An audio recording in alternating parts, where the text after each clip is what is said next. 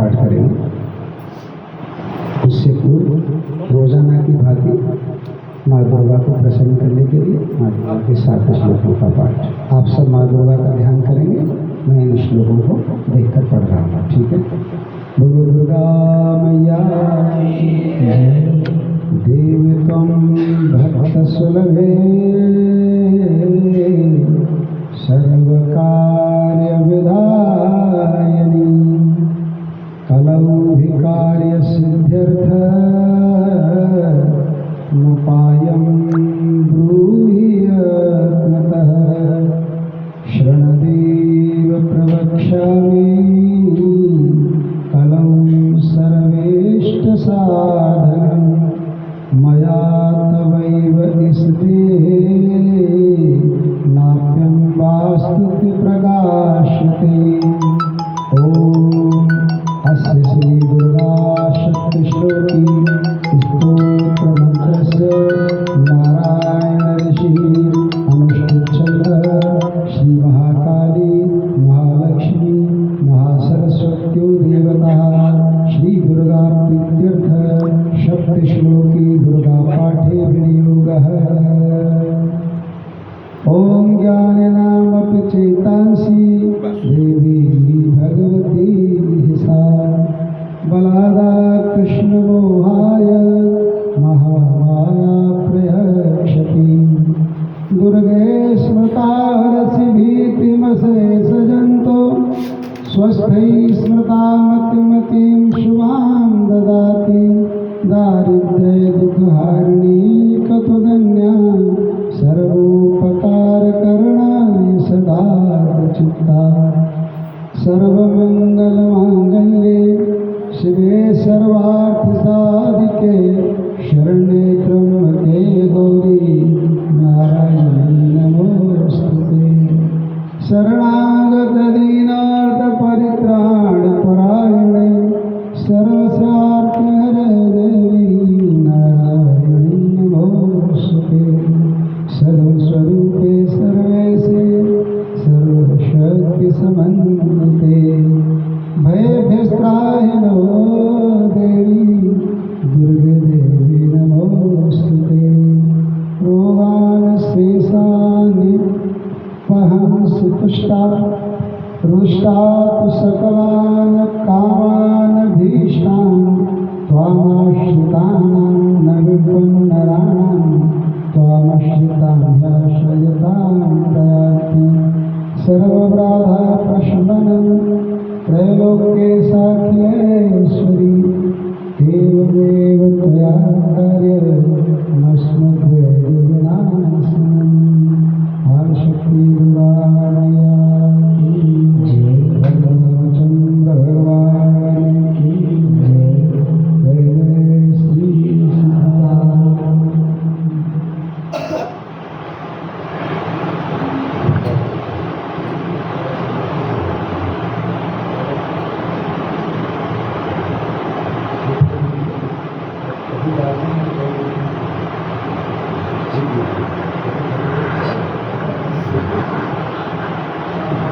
अब तक हम लोग अवध के महात्मा में क्या सुना, अवध की कैसे है, अवध उसकी संरचना कैसी है, वहाँ के लोग कैसे हैं, ये सब सुना है। और उसमें एक चीज़ और रह गई कि वहाँ के मंत्री जन है, वहाँ की आम जनता कैसी थी, उसका डेवलपमेंट विकास कैसा था, कैसा इंफ्रास्ट्रक्चर था, कल तक ये सुना। आगे बात आती है कि जो शासन करने वाले राजा थे वो कैसे लोगों से घिरे रहते थे, है ना। जैसे भारतवर्ष ऐसा है, इतने एम्स हैं, इतने IIM हैं, इतने IIT हैं, इतने रेलवे स्टेशन, इतने बस स्टेशन, ऐसे रोड्स हैं, ठीक। लेकिन अब जो प्राइम मिनिस्टर है वहाँ का, या वहाँ का जो लीडरशिप है, और वो उसका एनवायरनमेंट कैसा है, उसके साथ वाले लोग जो है वो कैसे हैं। तो अब अवधि में जो आगे है थोड़ा सा उस पर चलते हैं, है ना। सप्तम सर्ग तस्यामात्या गुणैरासन्ने छातो सुमहात्मनः मंत्रज्ञाशे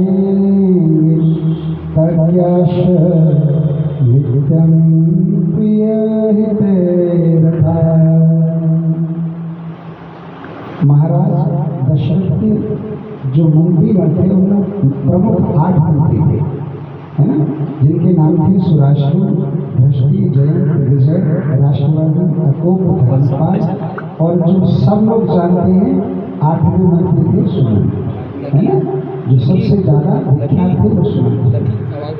सुमंत अर्थशास्त्र के बहुत बड़े ज्ञाता थे, क्योंकि राजकाज सब चीज से एक तरफ चलता है लेकिन अर्थ से एक तरफ चलता है।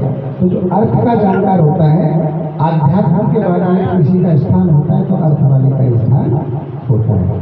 हमारे जीवन में भी ये चीज मिलती है कि हमको जो सबसे ज्यादा पैसे कमा दे या सबसे ज्यादा हमारी तरक्की करा दे, उसका स्थान हमारे जीवन में सबसे ऊपर होता है। लेकिन उससे भी ऊपर एक उस आदमी का स्थान होता है जो हमें बिल्कुल आनंद में दे। उस आदमी के लिए हम उस आदमी को छुटा करें, अन्यथा तो वही ऊपर होता है। तो सुमंत कैसे हैं? सर्वश्रेष्ठ अर्थशास्त्री। उनके साथ 8 तो मंत्री रहते राजा दशरथ के साथ, और क्या रहता है ना, मिनिस्टर्स के साथ। पहले जो प्रावधान था मंत्रियों के साथ, एक वैशिष्ट क्या था पहले के राज्य में कि राजा ब्राह्मणों से, तपस्वियों से, तत्वज्ञानियों से और विरक्तों से घिरा रहता था, है ना, पूर्व काल। अब वो परंपरा चली, पहले ऐसा होता था। तो उनके साथ ब्राह्मण कौन कौन था? ऋत्विजो द्वाभिमतो तस्यास् ताम्रसी सतमो वसिष्ठो वामदेवस्य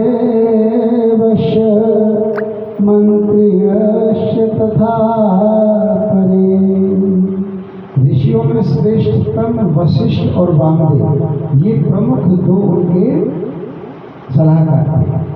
अभी तक आपने सिर्फ वशिष्ठ का नाम सुना होगा, क्योंकि प्रायोरिटी उन्हीं को मिलती थी।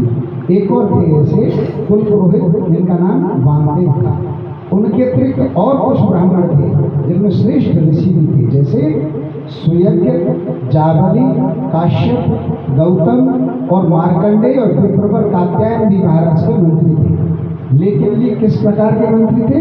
जैसे अभी एमएलसी बनाए जाते हैं, बिना जनता से चुने हुए अपने आप दे देते, या यूनिवर्सिटीज लोगों को जानबूझ के डॉक्टरेट दे देती है, फलाने आए आपने अच्छा काम किया तो आपको डॉक्टरेट की उपाधि, बाहर से काम करने वाले।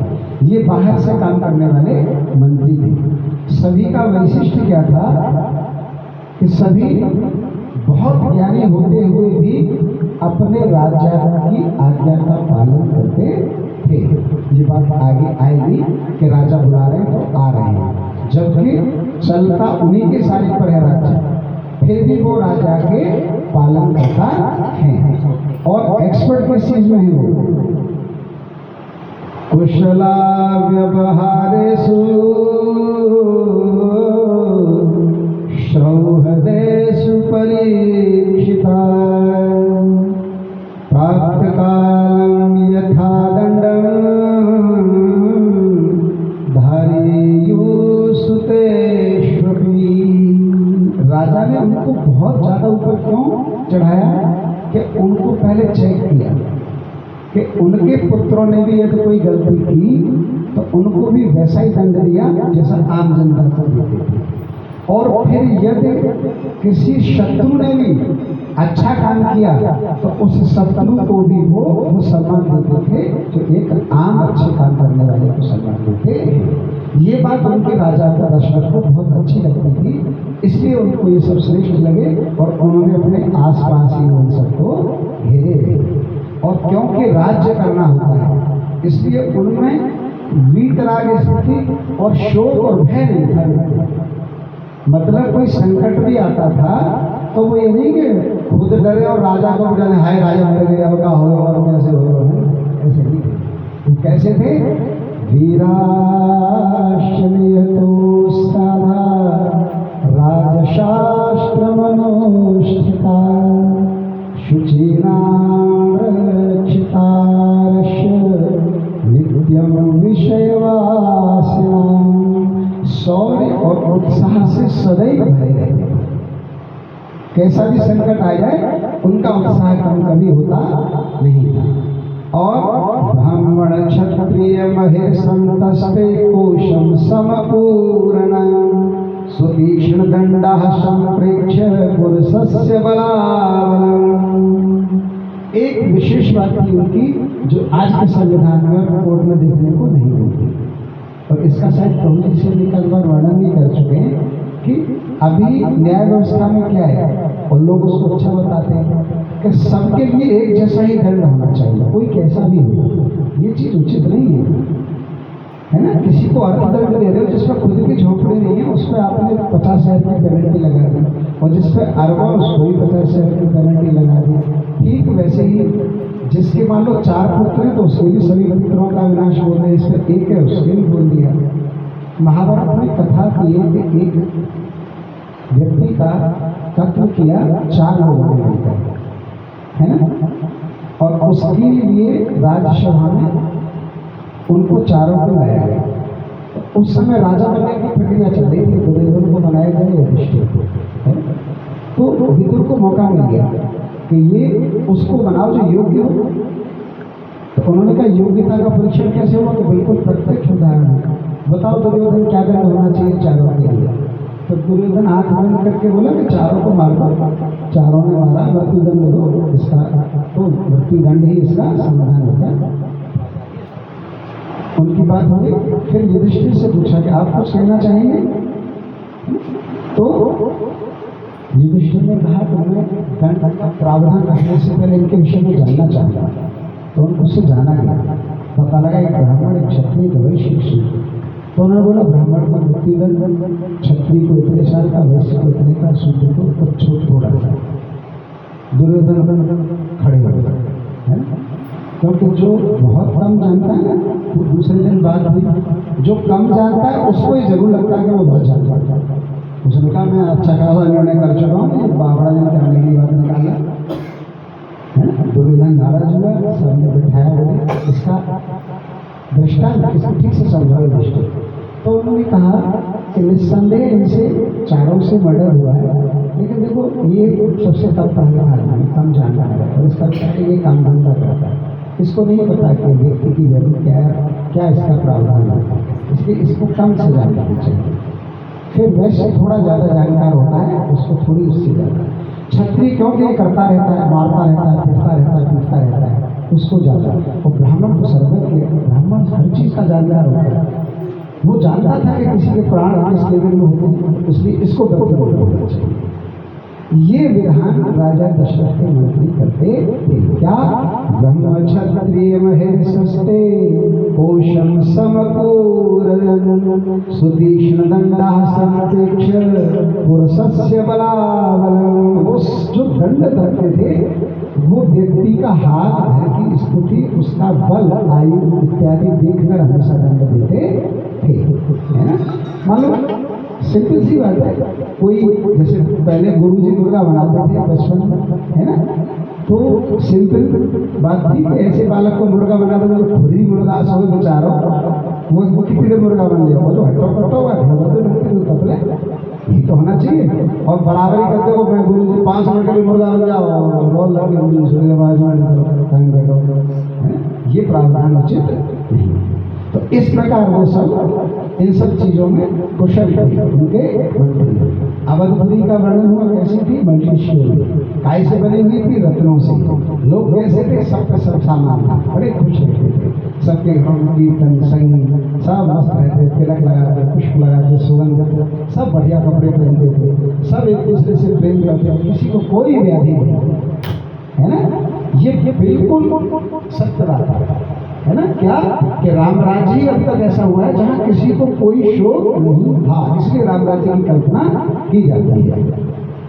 ऐसे मंत्रियों को पाकर राजा धन्य थे।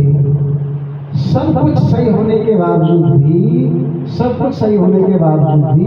राजा के मन में एक कभी कष्ट रहा करता था। इत्यार्थे श्रीमद् रामायणे वाल्मीकि आदि काव्ये बालकांडे सप्तम सर्गः संपूर्ण। श्री राम जय राम जय जय राम।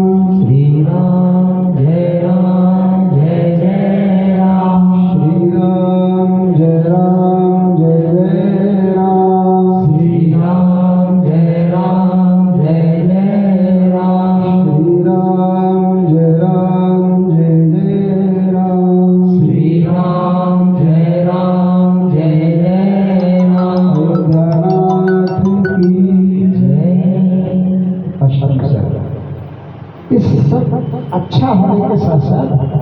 जो जीवन में एक कमी थी वो क्या था कि राजा दशरथ के कोई संतान नहीं थी।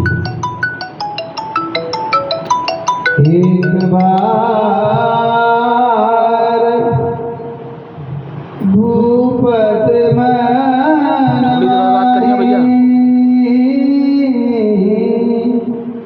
अस विचार मेरे सुतना। एक बार उनके मन में क्या बात आई कि सब कुछ सही है पर इस राज्य को कौन संभालेगा, पुत्र नहीं। राजा ने पुत्र होने के लिए ही दूसरा विवाह किया था, तब में पुत्र नहीं हुआ। फिर राजा ने तीसरा विवाह किया, फिर भी पुत्र नहीं हुआ। और एक पुराण में वर्णन है कि राजा दशरथ के फिर इस प्रकार से वशिष्ठ और अन्य महर्षियों ने 300 विवाह करा दिए पर पुत्र नहीं हुआ, है ना। इतनी बातों कथा से सबको समझ में आती है कि जो भी हम श्रवण करते हैं उसमें से देश काल परिस्थिति के हिसाब से हमको क्या लेना है। ऐसा नहीं कि सुमंत्र का जो गुण था कि बहुत ज्ञानी होने के बावजूद भी विनम्र जितो लयो नहीं कि राजा ने 300 करे, है ना। देश काल परिस्थिति के हिसाब से गुण को ग्रहित करना चाहिए, तब ऐसी परंपरा थी तो ये सब चलता है। तस्य चैवं प्रभावस्य धर्मज्ञस्य महात्मनः सुतार्थं तप्यमानस्य नासीद वंशरः सुतः। संपूर्ण धर्मों को जानने वाले महाराज दशरथ ऐसे प्रभावशाली होते हुए भी पुत्र के लिए कभी कभी बहुत चिंतित होते थे और उनकी इस चिंता को उन्होंने सुमंत्र से एक दिन कह दिया कि हे सुमंत्र, मुझे इस बात का भारी शोक है कि मेरे कोई पुत्र नहीं है और मैं चाहता हूँ कि तुम समस्त गुरुजनों को, समस्त ब्राह्मणों को, समस्त जो देवज्ञ हैं, जानने वाले हैं, उनको एक बार एकत्रित करो और उनके से चढ़ो। अब मैं अपना इस कष्ट को रखना चाहता हूँ। तो सुमंत्र ने कहा कि महाराज क्या, जब मान लीजिए मैं बुलाना तो बोलूँ क्या आप उनको बोलिए कि दशरथ महाराज आपकी सेवा में उपस्थित होना चाहते हैं। कारण ये है कि उनके दिमाग में ये बात आ रही है कि सब उपाय कर लिए, अब आप ही कोई ऐसा उपाय बताइए जिससे पुत्र की प्राप्ति हो। तुरंत सुमंत्र सभी वशिष्ठ इत्यादि के पास गए, जितने भी महर्षि थे, जितने भी देवज्ञ थे, जितने भी मंत्री थे, सबको एकत्रित किया राजसभा में और राजा दशरथ ने अपने मन की बात बोली। सभी लोग बहुत प्रसन्न हुए। ये सुन गए कि चलो आप दिन काम ही काम करते थे, आज आपके मन में गृहस्थी वाली की बात भी आई कि अयोध्या तक में राजकुमार भी होना चाहिए। दूसरा, महर्षियों को क्या लगा या गुरु को क्या लगा, वशिष्ठ जी को, अब तक तो अपनी कानून एक क्या कर लो, फिर क्या कर लो, फिर क्या कर लो। अब इसकी समझ में आई कि कभी कभी हमारी वजह से भी कोई लाभ हो। तो उन्होंने जब ये बात निवेदित की तो सारे ब्राह्मणों ने, सभी ऋषियों ने प्रसन्नता प्रकट की राजन के सामने। आपका ये सोचना सही है और ये कहीं से निरर्थक नहीं है, मतलब आपको ये सोचना चाहिए था। प्रत्येक राजा का दायित्व है कि राज्य को वो उत्तराधिकारी प्रदान करे, फिर अपनी गति को छोड़े। तो ये आपने सही सोचा है और इसका उपाय हम सब करेंगे। तो इसलिए हे राजा, हम एक बहुत सुंदर यज्ञ करेंगे, उस यज्ञ से तुम्हारा ये मनोरथ पूर्ण होगा। इसलिए तुम श्रेष्ठ लकड़ियों का चुनाव करो, श्रेष्ठ सामग्री एकत्रित करो, श्रेष्ठ स्थान का चुनाव करो, श्रेष्ठ ब्राह्मणों को हम लाएंगे और जो चीजें हैं वो हम आपको आगे बताएंगे, इसकी तैयारी को कर दो। जब सुमंत्र को ये बात पता लगी कि अब यज्ञ क्या होगा, क्योंकि ब्राह्मण क्या बोल गए कि कोई एक हम यज्ञ करेंगे, तो वाल्मीकि के हिसाब से सुमंत्र ने राजा से एकांत में बात कही है कि हे राजन, आपने ये जो बात कही है पुत्र के यज्ञ की, ये जो वशिष्ठ इत्यादि ऋषि कह रहे हैं, मेरे मन में एक बात है, आप कहो तो मैं बताऊं।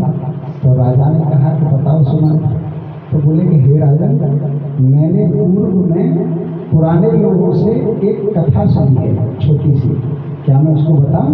दशरथ बोले बताओ। तो बोले कि वो कथा जो होने जा रहा है, आज आपने ब्राह्मणों को मुझसे बुलवाया, ये जो काम हुआ है और जो ब्राह्मण कह के गए यज्ञ करेंगे, वो कथा इस बात पर आधारित है। यानी उस कथा में ये बात पहले ही बता दी है कि ऐसा ऐसा होगा। आप कहीं को सुनाए? तो राजा ने कहा सुनाओ। तब उन्होंने बोला कि सनत कुमारों ने पूर्व काल के ऋषिजन थे, उनको एक कथा सुनाई थी, और वो कथा इस प्रकार थी कि वहाँ पर एक प्रतापी राजा होंगे दशरथ, जिनके फिर कोई पुत्र नहीं होगा, और वो यत्न करेंगे। किस प्रकार यत्न करेंगे? कि वो ऋषि शृंग मुनि से पुत्रेष्ट यज्ञ कराएंगे और उसके द्वारा उनका पुत्र होगा। तो दशरथ बोले कि श्रृंगी ऋषि कौन है ना? ऋषि श्रृंग नाम है। ऋषि श्रृंग, ऋषि श्रृंग कौन है? ठीक है, ऋषि श्रृंग कौन है? तो ऋषि श्रृंग के बारे में वो बता रहे हैं कि कश्यप के पुत्र है मांडव्य, ठीक, उनके पुत्र का नाम है ऋषि श्रृंग। अगर आपका ध्यान हो तो पहले दिन जो कथा थी उसमें भी ये वर्णन आया। कश्यप ऋषि के नवम पुत्र के 90 पुत्र कौन है? महर्षि वाल्मीकि, ठीक है। तो ऋषि श्रृंग कौन हो गए? वाल्मीकि के भाई, है ना। कश्यप के बेटे के बेटे हैं, मांडव्य ऋषि के बेटे हैं, है ना, ऋषि श्रृंग। तो उन्होंने बताया इनके पुत्र हैं, लेकिन इनका वैशिष्ट क्या है? इनकी विशेषता ये है कि ये अपने जीवन काल में अब तक अपने आश्रम से बाहर कभी नहीं गए, ठीक। ये केवल पूजा करते हैं, पाठ करते हैं, भगवान की माला ध्यान करते हैं, यज्ञ करते हैं और पिता की सेवा करते हैं, नारायण का भजन करते हैं, इसलिए अत्यंत सिद्ध है। लेकिन आश्रम की 4 दीवारी से बाहर नहीं। जो आश्रम आ जाता है उसकी सेवा करते हैं, आश्रम से बाहर वो नहीं। अंग देश के एक राजा थे, रोमदत्त। अंग देश कौन सा? जो महाभारत में उसको जो दुर्योधन ने जीत रखा था और जिसको कर्ण को दे दिया, है ना, उसको रोमपाद जो राजा थे अंग देश के, वो वैसे दशरथ के मित्र ही थे, है ना। हुआ क्या, आपको इवन सबको ही पता है, भगवान की एक बहन भी थी शांता, है ना, जिनका नाम शांता था। अब ये बहुत लोगों को पता होगा कि ऋषि श्रृंगी और शांता का क्या नाम है, कैसे हुआ था, ये बहुत पता। वाल्मीकि में और नहीं, उनका व्यवहार ऐसे हुआ। वो कथा शांता भगवान की बहन थी तो वहां तो थी, हाँ, कहाँ थी पता है? कौशल्या से पैदा हुई थी पहली पुत्री शांता। और जो हमको अभी मिलता है ना, अभी मिलता है ना वर्तमान में, पूर्व काल की कोई कथा ऐसी नहीं है जो अभी भी मैच नहीं करती है। जितने भी फर्टिलिटी सेंटर खुल रहे हैं, IVF सेंटर खुल रहे हैं, वो स्वास्थ्य का प्रमाण है, कभी कभी नहीं होता, एक बालक के बाद दूसरा नहीं होता, वर्षों तक किसी पर एक होता है, फिर 10-20 साल तक नहीं होता। तो कौशल्या दशरथ के साथ हुआ। कौशल्या के गर्भ से पैदा हुई शांता, और फिर कोई बालक नहीं हुआ, न दूसरी रानी के न तीसरी रानी के। शांता जैसे ही पैदा हुई थी तो उनके जो मित्र थे रोमपाल, वो प्रसन्न होकर उनको बधाई देने आए और उन्होंने गोदी में खिला के बोला बड़ी प्यारी है, काश मेरी भी ऐसी बेटी हो। क्योंकि मित्र थे और आशा लग रही थी कि बालक तो होने ही, पहले तो होते ही होते थे, है ना।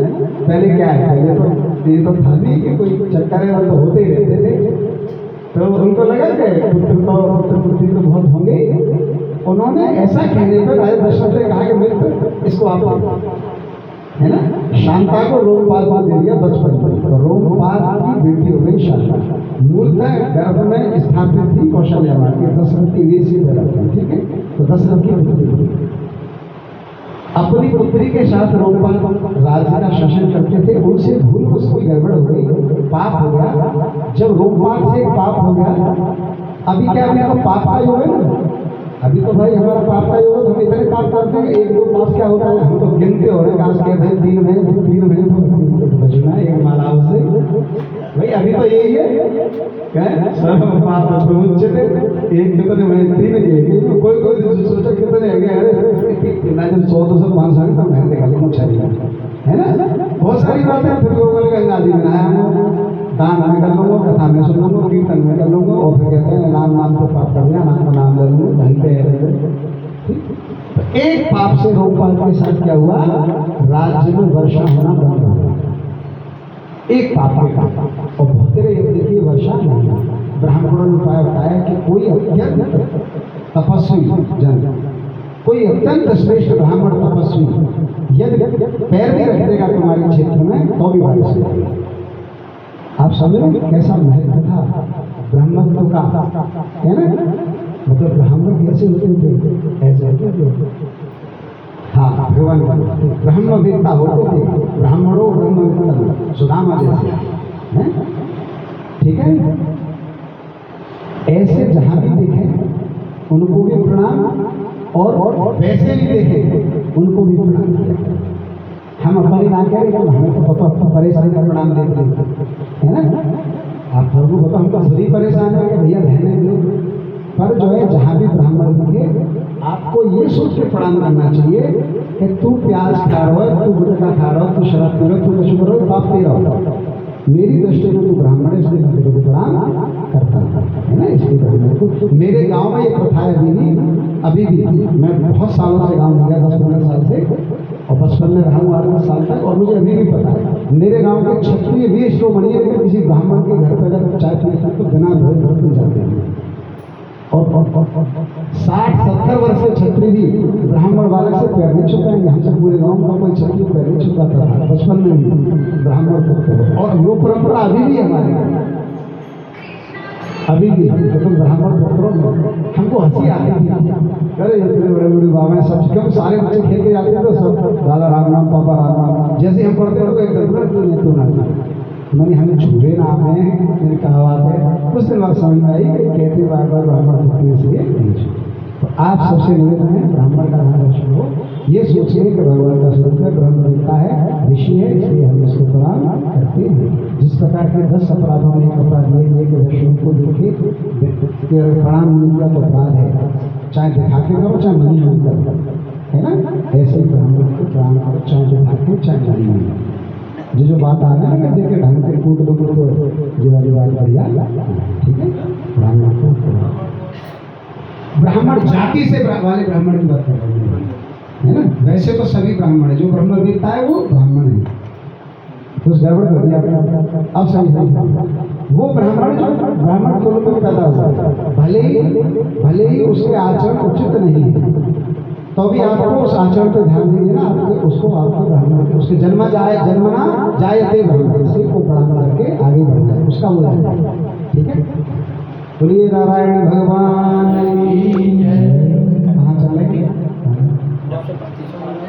शांता रोमपाद के सूखा पड़ गया अब भूमि कौन ऋषि है तो पता लगा कि मांडव्य ऋषि के एक बेटे हैं वो एक भूमंडल पर ऐसे ऋषि हैं कि यदि उनका कदम रख गया तो बात बन जाएगी फिर उन्होंने सोचा अपने मंत्रियों से जाओ तो बुला ला अब उनके मंत्री रोमपाद की राजधानी से निकले लेकिन उनके आश्रम से बाहर से लौटा क्या सोच के कि हमको राजा ने बुलाने को भेजा है और बताया बड़ा तेजस्वी ब्राह्मण है यदि श्राप दे दिया तो नाराज हुए श्राप दे दिया तो वो बाहर आके राजा से तो नहीं बोला कि हम भय के मारे प्रवेश नहीं किया आश्रम में क्योंकि ब्राह्मण नाराज हो गए दुर्वासा की तरह तो हमारा उन्होंने छोटे मंत्रियों से कहा कि हम घर के बारे बता दिए अपने मन की बात कि हम भय के बारे हमारी हिम्मत नहीं पड़ रही हम उनको बुला के पर हमारे मन में युक्ति सूझ रही है फिर उन्होंने युक्ति उनको बताई क्या कि बोले हमारे मन में युक्ति हमारा खुराफाती दिमाग काम कर रहा है सफल हो गए ठीक है उन्होंने कहा क्या कि अब आप हमको छोड़ दो तो मंत्रियों का एक प्रकार है तुम उनको ले आओ उन्होंने क्या युक्ति की कि उन्होंने सुंदर सुंदर युवतियाँ और जो नगर में वेश्या थोड़ा बहुत इधर रहती थी रोजगार के यहाँ उन सबको धन का लोन लेके इकट्ठा किया कि तुम ऋषि के आश्रम के बाहर जाकर तुम्हें मधुर मधुर भजन ये सब गान नृत्य गान ये सब करना है ठीक है और जैसे ही कभी दरवाजे पर निगाह पड़ जाए ऋषि की सोई तो इशारे से उनको बुलाने का प्रयास और यही वो उनको पहली बार जैसे ऋषि शृंग का दर्शन उन स्त्रियों का दर्शन हुआ, ऋषि ने उन्हें देखा कि ये कौन आ गया, और उन्होंने बुलाया और ऋषि शृंग निष्कपट भाव से उनके पास चले गए, प्रणाम कर देंगे, आप कौन है, आपको प्रणाम है ना। उन्होंने भी ऋषि के चरणों में प्रणाम किया कि आप बड़े सुंदर हैं, आप कौन है, आपका क्या परिचय। भोला आदमी जिसके अंदर पाप नहीं होता ना, वो तो जो है वो सहज हो गए और सहज परिचय दिया कि मेरा नाम शृंग है, मेरे पिता मांगे, यही हमारा आश्रम है, आप सब यहाँ क्या कर रही है, हम तो यहाँ पे आहार विहार देंगे, तो बोले हमें आश्रम में चलिए। और सारी महिलाएं उनके आश्रम में आ गई और ऋषि ने जैसे और ऋषियों का सत्कार करते थे, उन सभी स्त्रियों का सत्कार करके पानी से फल से बिठा के उनकी खूब सेवा की। अब महिलाएं वहां से भागने को गए और वो कहेंगे नहीं, आप पिताजी को आजादी दे, तो बोले तेरे पिताजी के मारे तो भाग रहे हैं, तो तेरे पिताजी आगे उन्हें जी कहाँ दिखती है, इस तरीके से श्राप स्वरूप दे दो, तुम तो भोले भंडारी सब में आ गए, तुमसे तो कोई डर नहीं, लेकिन उनकी तो हमें कुछ पता नहीं, मैडम ऋषि की, इसलिए हम जो है तुरंत जा रहे हैं। वो गई और उनको बोले कि आपसे हम निवेदन करते हैं आप भी हमारे स्थान पर आ जाए। इतने भोले उन्होंने कहा ठीक है कल ही आ जाएंगे। वो गए, वो अगले दिन वो उनके वहाँ पर पहुँच गए जहाँ उन्होंने अपने तंबू गाड़ रखे थे, बहुत सीधे। जब उनके वहाँ पहुँच गए तो उन्होंने भी उनका सत्कार किया, फल फूल ये सब खिलाए, ठंडा जल पिलाया, शरबत पिलाया। ऋषि भोले भंडारी प्रसन्न हो गए, बोले अब आप थोड़ा हमारे घर तक पहुँचो। इतने भोले भंडारी ऋषि के वो राजा की सीमा में घुस गए और जैसे ही सीमा में प्रवेश किया वर्षा होने लगी। जैसे ही वर्षा हुई राजा रूपपाल को पता लग गया कि मेरे मंत्री ब्राह्मण को बुला लाया। राजा महल से दौड़ के बाहर निकला, जरूर वह ब्राह्मण आ गए, तो वर्षा का कोई प्रावधान नहीं है। तो पता लगा कि ब्राह्मण आ रहे हैं, उनके चरणों में देख के प्रणाम किया, बाहर ही उनके चरण धोए राजा ने और उनके चरणों पर मस्तक रख के धीरे धीरे धीरे धीरे बाहर करते हुए पुष्प डालते हुए अपने महल में ले गए, अपने सिंहासन पर बिठाया, उनकी सेवा की। वो तो जैसे अपने आश्रम में थे वैसे ही, जब वैश्याओं को उनके यहाँ वैसे थे, फिर वैश्याओं के यहाँ चले तब भी वैसे ही थे, और राजा ने उन्हें मिठाई कर दी तो तब भी वैसे ही थी, है ना। अभी ऐसे महात्मा हैं। श्री प्रेमानंद जी महाराज के गुरुदेव, प्रेमानंद जी महाराज हैं, उनके गुरुदेव है ना, वो ऐसे हैं मुस्कराते हैं, वो अश्वधारा में राधा के उसमें हमेशा ऐसे। प्रेमानंद जी को राधा वल्लभ और राधा नाम का जो चस्का लगा वो उनके दर्शन से लगा, जैसा वो बताते हैं, है ना, उनके दर्शन से। तो अचानक उनके पास पहुंच गए और जब कुटिया से उन्होंने दरवाजा खोला उनके गुरुदेव आंखों से लपट आंसू, चेहरा लाल, राधा नाम में आंसू से लपट गए। प्रेमानंद जी पैरों में लेट गए, अरे ऐसा दर्शन मैंने कहीं नहीं देखा, क्योंकि वो बनारस रहे थे और बनारस में तो बम बोल वाली घंटी होती है और माँ आंसू भाषण करता रहा। उन्होंने देखा कि अशुपा भगवान की प्रेम। उसी दिन से प्रेमानंद जी ने ध्यान दिया कि मुझे आश्रय राधा नाम का लेना और उनकी शरण ग्रहण। बहुत दिन तक उनको दीक्षा नहीं दी, बाद में उनको दीक्षा दिया, फिर राधा वल्लभ से उनको मिला। ऐसे ही थे ऋषि, उनको कोई ये नहीं हुआ कि राजा चरण दबा, लेकिन वाल्मीकि में वर्णन है कि राजा ने सेवा शुश्रूषा की इसलिए डर के मारे कि ये नाराज न हो जाए और इनसे काम तो मेरा हो गया, कहीं इनके पिताजी नाराज हो जाए, मेरा बालक बुला। जब उनका स्वभाव बढ़िया देखा और वर्षा हो गई तो उनके जो पुरोहित लोग थे, राजा लोग थे, उन्होंने कहा कि ब्राह्मण आ गए, अब इनको प्रसन्न करने का एक उपाय क्या कि इनका ब्याह नहीं हुआ और इन्हें कुछ पता ही नहीं है कैसे होता है ना। भाई ऐसे वाला के कोई बता देगा, सलाई लोग जल्दी दे आएगा और वो तो घर लेके चल जाएगा, ये तो घर जाकर मालूम पड़ेगा आगे डॉक्टर या पुलिस लेके ले आए, बाद में बता उनका शरीर वो तो ब्याह तो है। तो ऋषि को शांत से विवाह कर दिया और वो इतने भोले ऋषि कि उन्हें जैन से लौट के जाना है, उनको ब्याह है वो तो ब्याह कर लो और वहीं रह रहे, यहीं रहो, ठीक है। अब वो वहीं रह रहे, राजा रोमपाद के यहाँ रह रहे, घर में माई बनी। जब राजा रोमपाद के रह रहे तो वहाँ ठाट बाट से रहने लगे। फिर ये कथा बता रहे हैं सुमंत, हे राजन, ये कथा सनकाद ने है ना, ऋषियों को सुनाई थी कि जब ये घटना घट जाएगी, ऐसा हो जाएगा, फिर आप उनको अपने यहाँ यज्ञ के लिए बुलाएंगे और वो आपके यज्ञ का प्रतिपादन करेंगे। ये सब ब्राह्मण नहीं जो हाँ हाँ। तब दशरथ बोला अच्छा ये बात है, मतलब वो बुलाए जाएंगे कि हमारा, तो फिर वो कैसे बुलाए जाएंगे, आप जाओ उन्हें बुलाने का यत्न करो, है ना। फिर वशिष्ठ को ये बात बताई कि महाराज सुमंत ऐसे से गए। तब सुमंत ने वशिष्ठ ने कहा कि ऐसा करो, ये तो बड़ा काम है, आप स्वयं। तो राजा दशरथ रोमपाद के यहाँ गए। रोमपाद कौन, राजा दशरथ के पुराने लेखक, एक बार ऋणी हो चुके हैं, कैसे, बेटी को लेकर। इसलिए राजा दशरथ ने जैसे इच्छा प्रकट की कि मुझे आपकी बेटी का जो वर है ये यज्ञ के लिए चाहिए। सुमंत के द्वारा कथा से मुझे पता लगा है कि ये उस यज्ञ को करेंगे तो मुझे पुत्र मिलेगा। तो राजा रोमपाद मना नहीं करता है और ऋषि शल्य को बताया कि ये मेरे मित्र हैं और इनका मुझ पर एहसान नहीं है, इसलिए मैं आपसे प्रार्थना करता हूँ कि आप इनके साथ जाओ।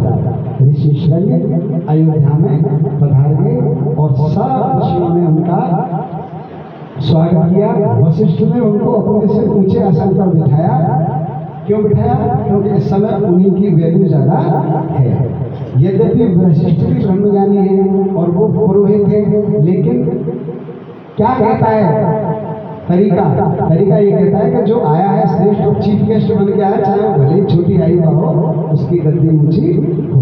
ऊंचे आसन पर बिठाकर उनका सत्कार किया। फिर उनसे कहा कि आप बताइए आगे की क्या प्रतिक्रिया होनी है। अब ऋषि शल्य उनको ये बता रहे हैं कि राजा का पुत्र के लिए शुभ करने का प्रस्ताव और मंत्रियों द्वारा ब्राह्मणों द्वारा उनका अनुमोदन। श्री राम जय राम जय जय राम, श्री राम जय राम जय जय राम, बोलो श्री राम जय राम जय जय राम, श्री राम जय राम जय जय राम, श्री राम जय राम जय जय राम, श्री राम जय राम जय जय राम, बोलो श्री राम जय राम जय जय राम, श्री राम जय राम जय जय राम, बोलो श्री राम जय राम जय जय राम, बोलो श्री राम जय राम जय जय राम, बोलो श्री राम जय राम जय जय राम, बोलो श्री राम जय राम जय जय राम। चंद्र भगवान की जय। पुनः प्राप्ते वसंते तु पूर्णः संवत्सरो भवत्, प्रसवार्थगतो यष्टुं हयमेधिरेण वीर्यवान्, अभिवाद्य वसिष्ठं च न्यायतः प्रतिपूज्य च, अब्रवीत् प्रश्रुतं वाक्यं प्रसवार्थगजोत्तमम्।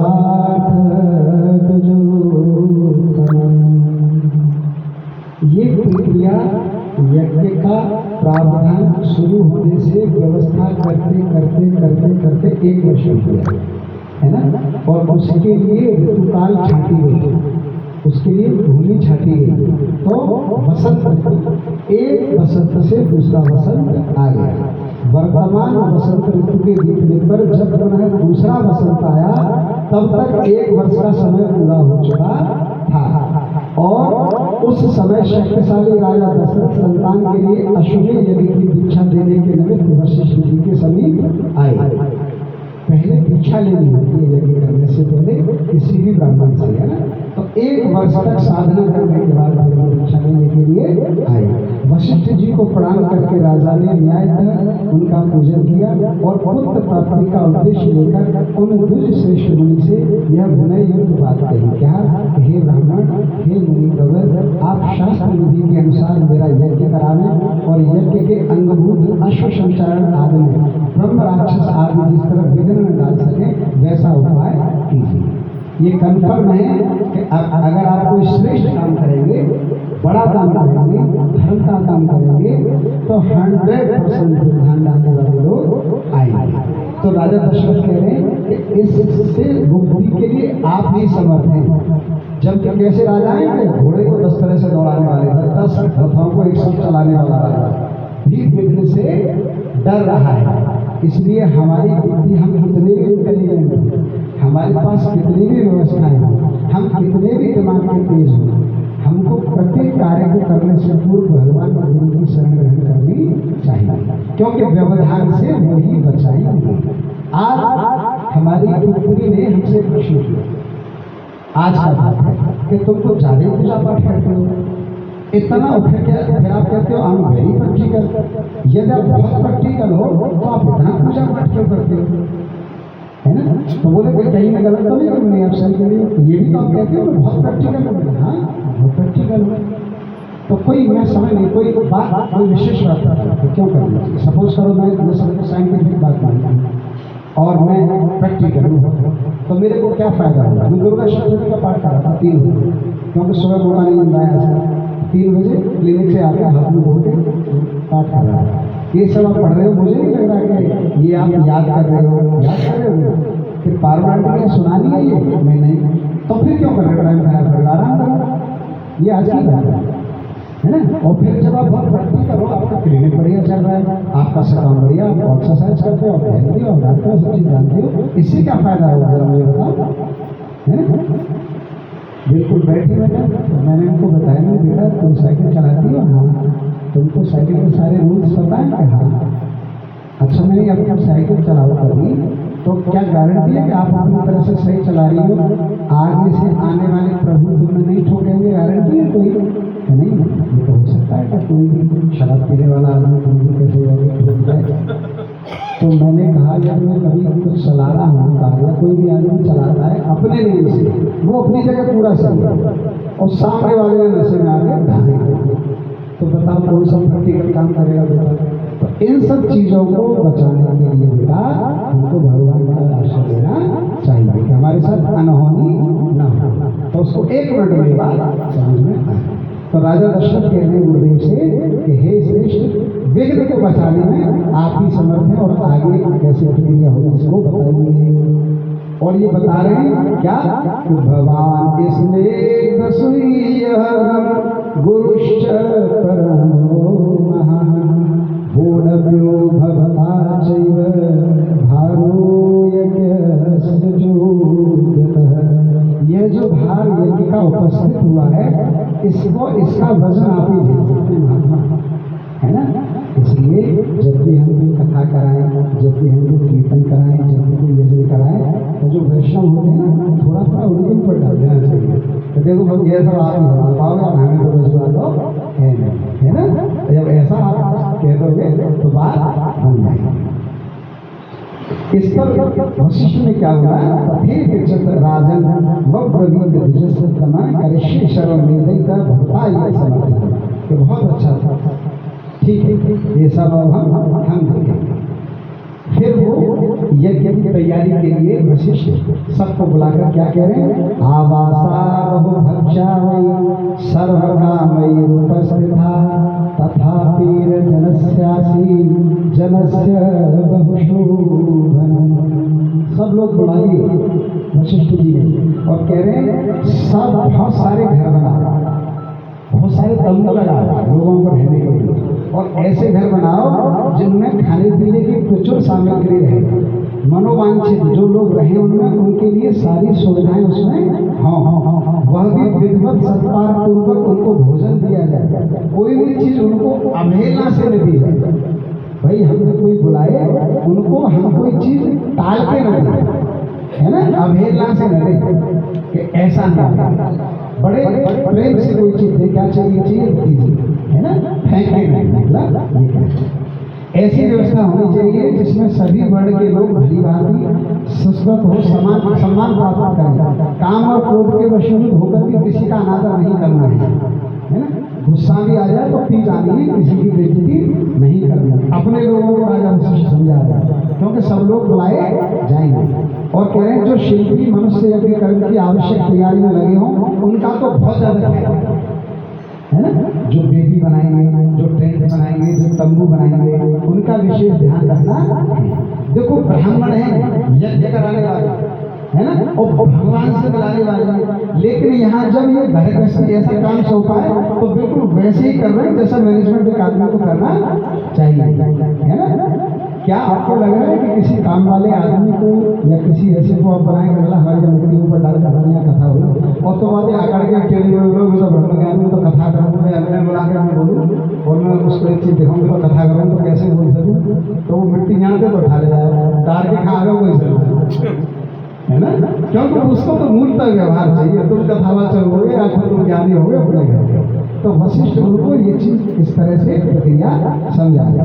और क्या कह रहे हैं मंत्रीगणों से कि हे मंत्रीगणों, समानयस्तु सत्कृस्य सर्वदेशेषु मानवान् मिथिलाधिपतिं शूरं जनकं सुसकृतं। जनक से तुम्हारी बहुत अच्छी मंत्री है दशरथ, इसलिए जनक जी को खुद रखेगा, है ना। कुछ राजाओं के पास मंत्रियों को भेजो, उसके पास जिनसे दूर का संबंध है ज्यादा है उनके पास लोगों को भेजो, जो अत्यंत आदरपूर्वक राजा है उनको खुद बुला के लाओ, है ना। और जो जो स्नेही व्यक्ति हैं तुमसे बैर नहीं रखते उन सबको, ठीक है। कैसा लग रहा है कि जो स्नेही मित्र हैं आपके साथ प्रिय वचन बोलने वाले उनको बुलाओ। इसमें बात छिपाई है, इसमें बात ये छिपाई है, उनको बुलाओ जो मोटी करके पेरे करते हैं, ठीक है। अच्छे काम में कोई गारंटी ना छोड़ा के हम भाव पड़ रही है जमाई बच्चों दे रहे हैं और करे करे पानी भेजने वाला है ना। इसलिए श्रेष्ठ वीर क्या कह रहा है कि उनको बुलाओ जो स्नेह सम्मान और प्रेम रखते हैं श्रेष्ठ व्यक्ति में।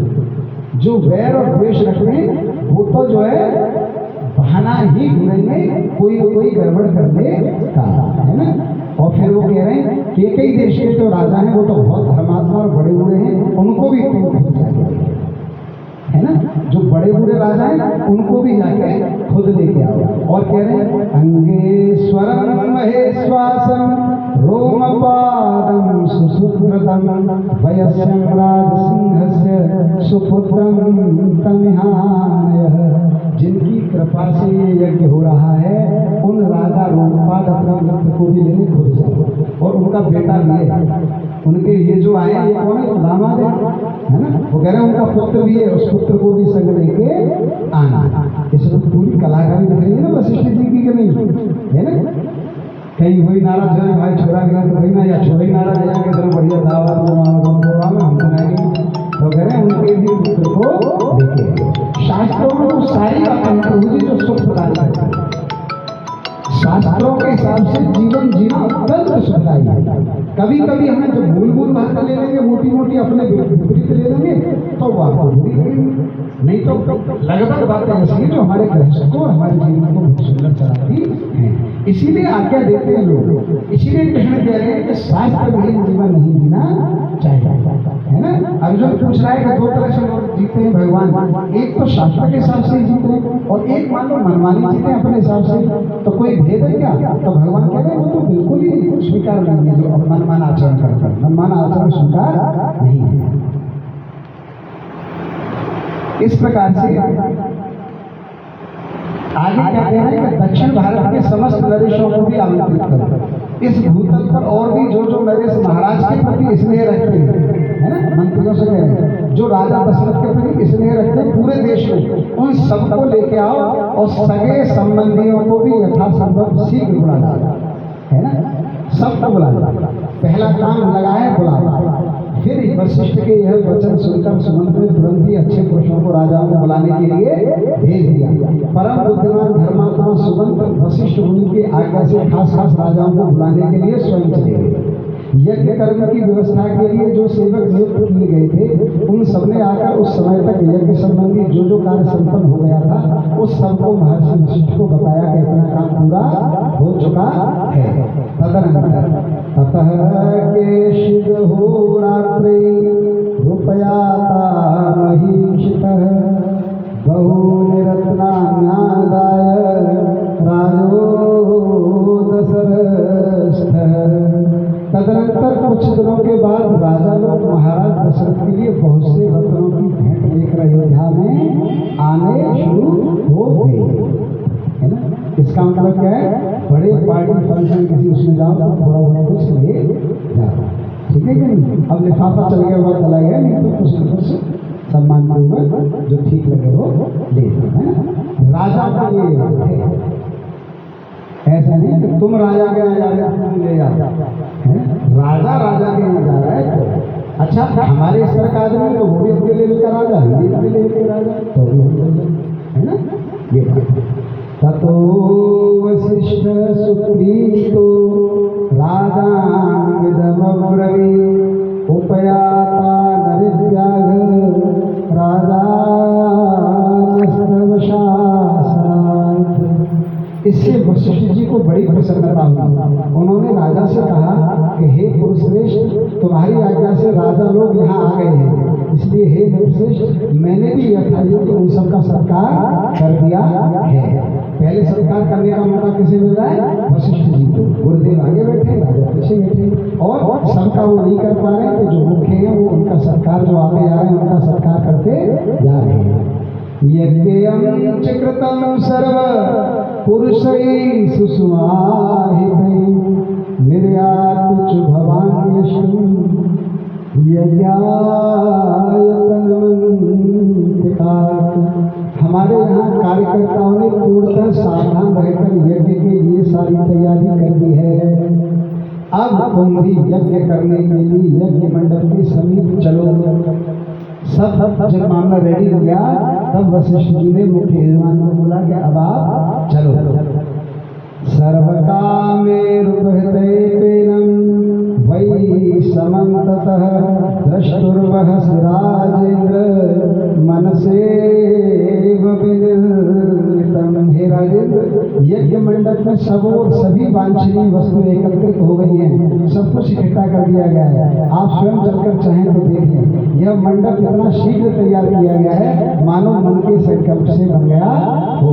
क्योंकि 1 वर्ष तक जब तक संकल्प चलता राजा, जैसे मोदी जी कहते रहे थे 60 नौकरी इस तरह से ऐसे रहे राजा, तब तक कोई तैयारी नहीं की। जब 1 वर्ष पूर्ण हो गया तब वशिष्ठ ने आज्ञा दी कि फटाफट तैयारी करो। अब टाइम आ गया और इसकी तैयारी करो। तथा वसिष्ठ वचनादृश्य श्रृंगस्य चोभयो दिवसेषु वनक्षत्रे निर्यातो जगति पति। मुनिवर वशिष्ठ तथा ऋषि श्रृंग दोनों के आदेश से शुभ नक्षत्र वाले दिनों को राजा दशरथ यज्ञ के लिए राजभवन से निकले। एक और बात समझना, ऐसे ही नहीं निकालती, ज्योतिषी से टाइम निकलना चाहिए ना। इसलिए ज्योतिष शास्त्र का अपना एक स्थान है। अपने कृत्य घर के कृत्य करने में, श्रेष्ठ काम करने में, फल काम करने में ज्योतिष का महत्व है। यदि ये इसी कथा को हम व्यासपीठ पर बैठकर और आपको परीक्षित बनाकर सुना रहे होते तो इसका विधान पूरा बदल जाता। जो पहले दिन हमने बताया कि आपको हमारे पास पहले हमसे आज्ञा लेनी थी कि होगी, हम कहते हाँ करेंगे। फिर आपको हमारे दक्षिणा देके हमारे पास आना था कि हम आपको न्योता देने आए हैं, फिर हम आपको वहां से प्रदत्त करते कुछ, ठीक है, पक्की बात कथा होगी। फिर यहाँ पर आके आप व्यासपीठ के निर्माण पर हम व्यास होते, आप परीक्षित होते, एक ब्राह्मण होता जो सारी चीजों को करा रहा होता, एक मूल पाठ के लिए ब्राह्मण होता जो उसका मूल पाठ कर रहा होता। संगीत, वाद्य, उत्सव इत्यादि की व्यवस्थाएं हम पहले ही बता चुके होते, और एक विशिष्ट मुहूर्त का आपको टाइम हमने बताया होता। ये तिथि से नहीं है, इस तिथि से करनी है, जो वाल्मीकि के लिए नारद जी ब्रह्मा जी ने है ना। कौन से थे? चैत्र और दूसरा में हर माह, 2 माह इनमें अत्यंत फलदायी है। और फिर ऐसा बोला प्रेम पूर्वक कभी करो, है ना।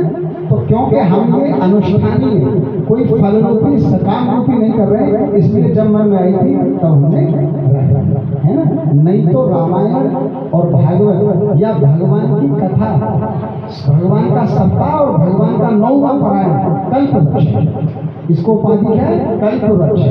इससे जो मांगेंगे वही मिलता है, बशर्ते परीक्षित वैसा हो जो गुण होते। और हमने पहले भी बताया था कि वक्ता व्यास में वैसा ही हो, वैसा चाहिए।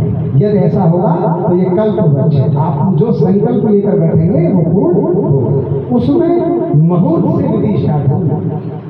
इस मुहूर्त से आपकी दृष्टि, राशि, घर सब देखकर, है ना, वास्तु एक्सपर्ट बैठे हैं वो घर का वास्तु देखकर, आपकी स्थिति देखकर, कितने बालक हैं, आपका सारी चीजें देखकर, किस निमित्त आप कर रहे हैं, है ना, किस लिए कराना चाह रहे हैं, उस चीज को देखकर एक तिथि निकलेगी, उस तिथि में उसका प्रारंभ होगा और वो पूरी विधियां वैसे ही होंगी जैसी होनी चाहिए। लेकिन ये जो प्रेम रखे एक है जिसको हम कर रहे हैं, इसमें कोई विधि नहीं है, इसमें कोई विधि नहीं है। लेकिन सारी विधियों से भी एक बहुत मोस्ट इम्पोर्टेंट विधि है, वही पहले दिन वाली, वो ये इसमें सब कुछ समर्पित है ना। इसमें भाव प्रगाढ़ होना, अत्यंत प्रगाढ़ होना चाहिए भाव कि हम ठाकुर के ठाकुर हैं। इसलिए बोलो स्वामी जी वाली बात, हे ना हम आपके हैं, हे ना आप हमारे, हे ना हम पर अपनी कृपा बनाए रखना और ऐसे ही अपनी भक्ति में लगाए रखना। स्वामी जी का पंचावृत प्रज्ञा एक में नहीं पढ़ता है। राम सूरदास जी भारतवर्ष के वर्तमान के सबसे विरल श्रेष्ठ मुनि है, जिनका चित्र अभी तक पृथ्वी पर उपलब्ध नहीं है।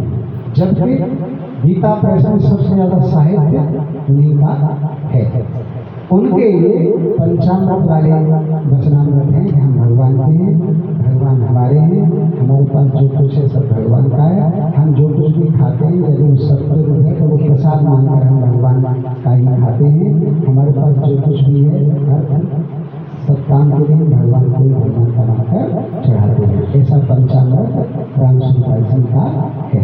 तो इस कथा की विभिन्न विधि में होते हुए ये एक मूल विधि है कि इसके हेतु में भगवान के प्रति समर्पण निष्ठा अत्यंत श्रद्धा में होनी चाहिए।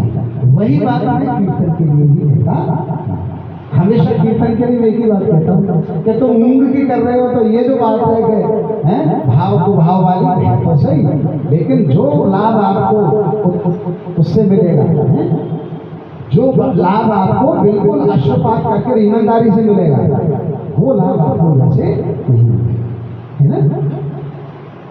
अपनी पढ़ाई हमें यूँ करनी पड़ती है, कुछ चीज़ें वो थोड़ा हमें ही देख सकते हो। कहाँ के नाम भूल दीजिए, दिक्कत करेगा।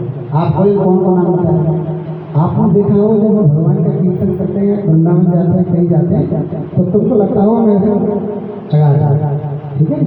मतलब ये कीर्तन करे बढ़िया कैसे कीर्तन आए और घंटा के लोग समझ में आए, देख रहे हो पीरो लग गई कीर्तन बज रहा, महिला को छह सौ सूट मेरे चल्ली जाइए मेरे के आई, बस साथ देख रहे हो कहीं पूरी बनने कीर्तन खत्म हो। ये बहुत सारी बातें हैं ना, ये आपका भगवान में ध्यान नहीं लगने देती है, उसका वैसा फल नहीं मिलता है। क्योंकि हमें जाकर भक्तों में समय बीत रहा है, सब चीज भी देखता था। क्या वो कीर्तन बजा जा रहे हैं,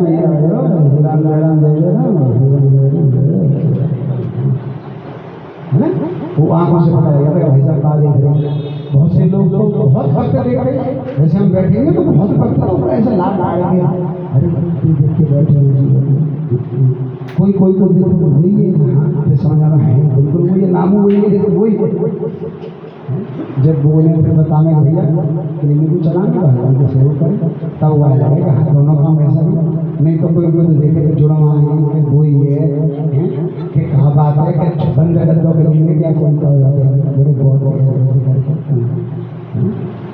बहुत पुरानी बात है। एक अमीन साहब थे, क्लिनिक चले घर पर चले गए, कहा बात है गई क्या हुआ, अरे कल सुनी तुम हमारी कॉलोनी में प्रेमनगर में कथा करके आए यहाँ, उन्होंने कहा बात है मतलब मैं गांव के पास गई, नहीं मुझे नहीं मेरी समझ में फिर नहीं सुन नहीं, मैंने कुछ गलत रहा है, आप क्या कहना चाहते हैं ना कुछ बात नहीं, मुझे लगी कि कोई बात है तो मैंने ये बंद भरने का तो दिखे तो उनने कष्ट नहीं मेरे पास कहा बात है डॉक्टर साहब कहा बात है कहा है ना। अमीन साहब की बात बता रहा हूँ, पंडित के कार्यक्रम तो पहले की बात मतलब उनके पड़ोस में हम कार्यक्रम करके लेक्चर करके आए तो अगले दिन सवेरे घर आए सीधे लिखा बात है। और अभी जगह जगह जब जाते हैं तो बहुत जगह होता है ना। अभी जब कन्हैया प्रभु का कीर्तन था उस गली में वहाँ, तो मैं जब कन्हैया प्रभु की स्टेज से निकला तो जब तक वह माता के पास नहीं आया तब तक मैं तभी अरे मेरी भैया मैं तो देख रहा हूँ, मैं जीव देख रहा हूँ, मैं तेरी बहादुरी से देख रही हूँ, मेरे पास रोज आ गया मैं तभी कहूँगा बिल्कुल डॉक्टर साहब तो कीर्तन में ना हमको भगवान की भक्ति जो उन्मत्त करना चाहिए, बहुत कम समय है। और गोपाल प्रभु वाला वचन कि किसी के पास भी ज़्यादा टाइम नहीं है, भले ही आपको लग रहा हो किसी के पास भी ज़्यादा समय नहीं। इसलिए भगवान का जितना हम भक्ति कर रहे हैं निष्ठापूर्वक और पूरी ईमानदारी के साथ। राजा रामचंद्र भगवान की श्लोक बोलकर आज का सत्य विश्राम करेंगे। कल इसमें कथा आएगी, अश्वमेध यज्ञ करेंगे, वो उसको शॉर्ट में कर देंगे। फिर क्यों भगवान ने अवतार लिया बोली जाएगी। और क्योंकि कल संडे है तो हम पे थोड़ा समय ज़्यादा भगवान का जन्म कर लेंगे कल। तो ज्योति बहन जी बधाई याद करेंगे, ठीक है कि नहीं। बधाई बात करो जब जन्म करेंगे तो कथा को जन्म वाली को बिल्कुल लास्ट में लेंगे तो वो एक बधाई हो जाएगी। एक दो जैसे ठीक है, कल हमारी तरफ से कोई जल्दी नहीं होगी क्योंकि हमें टाइम पास करना होगा, तो हमारी तरफ से कोई जल्दी नहीं होगी। बाकी भक्तों को देखना है कि कैसे क्या है ना। और यदि पहले आ सकें भाई तो हम तो पहले आ जाएंगे, यदि भक्त आ जाए तो पहले नहीं, पहले आप आ जाओ 5:30 बजे से आप हम शुरू कर देंगे, उससे पहले आप थोड़े कीर्तन कर लो, है ना। क्या ही रही हो रचना आ जाए मतलब 5 बजे आ जाओ कीर्तन करो। हमारे ही भक्त हनुमान चालीसा पढ़ा राजकुमार भैया सभी कीर्तन करें योगा में हनुमान चालीसा, तुम आओ सब लोग मिलके करो, 2 आदमी थोड़ी। भगवान का कीर्तन जितने ज़्यादा सामूहिक करेंगे 15 मिनट हो जाए बढ़िया, 5:15 से 5:30 तक हो जाए कल, और 5:30 से कथा हो जाए, 1.5-2 घंटे कथा थोड़ी ज़्यादा हो जाएगी, है ना। 5:15 से 5:30 तक हो जाए, कोई ज़्यादा टाइम नहीं, 15 मिनट, और 5:30 में कथा शुरू हो जाए, 7:15 पर विश्राम और 15 मिनट बधाई, है ना। या 10-5 मिनट हो जाए फिर बधाई, ठीक है। तो जैसे भी जिसको ठीक लगे बधाई एक आदि याद करें जो कि बहन जी है, बाकी तो समझ जाओ सब मिलजुल के। ऐसा कि कोई खैर आया कल सोच के तुम्हारा कल आएंगे तीनों गुरु ऐसे ही कर हो रहा है, कसु गोपाल प्रभु नाच देंगे, कसु आप नाच के इसको उत्सव को कर एक ही उत्सव करेंगे भगवान के उसका जन्म एक ही उत्सव करेंगे। आपके शिष्यों में एक बात निवेदित है, विशुद्ध ज्ञान मार्गी कथा का प्रवचन कर रहे हैं क्योंकि समय है और अनुकूलता जैसी लग रही है इसलिए कर लेंगे, नहीं तो वो भी कोई ऐसा आवश्यक था नहीं। हम चाहते हैं कि वाल्मीकि सत्र शुरू हुआ है तो कथा पूरी न की जाए, श्लोक पूरी की जाए, जो चीजें नहीं बताएं वो भी, क्योंकि ऐसा तो आप सब मानते हैं कि जो कथाएं चाहे हम हैं कोई भी कहे 3 घंटे में तो कोई कथा पूरी होती नहीं सकती है, उसमें भी बीच में भजन और पूजन ये सब। जब हम विशुद्ध 1.25 घंटे में बिना किसी भजन कीर्तन के कर रहे हैं और एक कांड को नहीं कर पाएंगे तो पूरी कथा कैसे हो जाएगी, है ना। इसलिए कुछ छूटेगा, जब कुछ छूटेगा नहीं तो कुछ जरूर वो पता लगेगा जो पहले नहीं श्रवण किया होगा, है ना। ये सत्य कल भी हम बोल चुके हैं, यही सत्य को आगे से कभी भी कहीं भी बढ़ा देंगे, जहाँ भी लगेगा नहीं यहाँ तो बढ़ाएंगे। अब तो गर्मी हो जाएगी जो जैसे भगवान की इच्छा करेंगे, है ना। ये तो है नहीं कि विष्णु भाई साहब पारो भाई साहब चाहेंगे तब होगा तभी जब राम जी चाहेंगे, है ना। लेकिन ऐसा मन इच्छा है इसको फिर आगे फिर इसको चाहे नहीं बढ़ा देंगे या कोई भी स्थान जहाँ भी कोई भक्त कहेगा हमारे आने हमारी कुटिया में या कुछ और बढ़ जाएगा, है ना, कुछ और बढ़ जाएगा। अब तो हमारे मन में सब 18 पुराण और भी है, सब कभी धीरे धीरे ऐसे क्योंकि ये पारण भाई का प्रैक्टिकल था जो सफल हो गया। हम चाह रहे थे लोग सो लेंगे कि नहीं बिना संगीत के 1 घंटे, है ना। तो हम तो 1 घंटे तो हो जाएगा, तो जितना समय रहेगा इसको ऐसे ही विशुद्ध तत्व वाली कथा अलग अलग पुराण है, विष्णु पुराण, शिव पुराण, गरुड़, सारे पुराण, है ना, रामायण, रामचरित जैसे भी होगा जैसे भी बात की बात है। हमने आपको अपनी तरफ से बात बता दी, वो यूँ बतानी पड़ती है। बहुत सारे लोगों को ये लगता है कार्यक्रम हो जाएगा फिर वो डिब्बा देने आते हैं हमारे पास में जो काय को कि हमारे घर में कीर्तन हो, काय को ऐसे देखे तो फिर वो लोग हम डर के मारे शर्म के मारे कीर्तन आ गई, तुम आओगे नहीं आओगे, तुम बिजी हो। हमारे मन में होती है कि आप आ जाए 10 मिनट दर्शन करते हैं, पर आपका टाइम हमको बुलाए बहाना किसी को ना मिले, इसलिए हम कह रहे हैं कि जहाँ भी ये बात बनेगी वैसा जो है आप आगे तो उसको हम बनाएंगे। अंतिम श्लोक हम बोल रहे हैं, उसके बाद 2 मिनट गोपाल को संबोधन करके माला जाप करेंगे, 2 मिनट का कीर्तन करते हुए आरती है।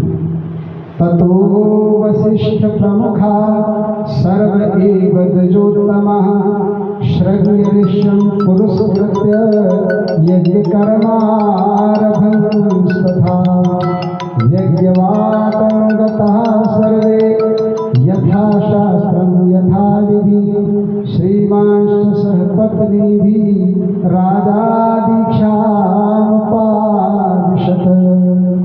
तत्पश्चात वशिष्ठ आदि सभी श्रेष्ठ ब्राह्मणों ने यज्ञ मंडप में जाकर श्रृंग ऋषि को आगे करके शास्त्र विधि के अनुसार यज्ञ कर्म का आरंभ शुरू कर दिया। पत्नियों सहित राजा दशरथ भी उस यज्ञ में दीक्षा लेकर प्रवेश कर गए। बोलिए राजा रामचंद्र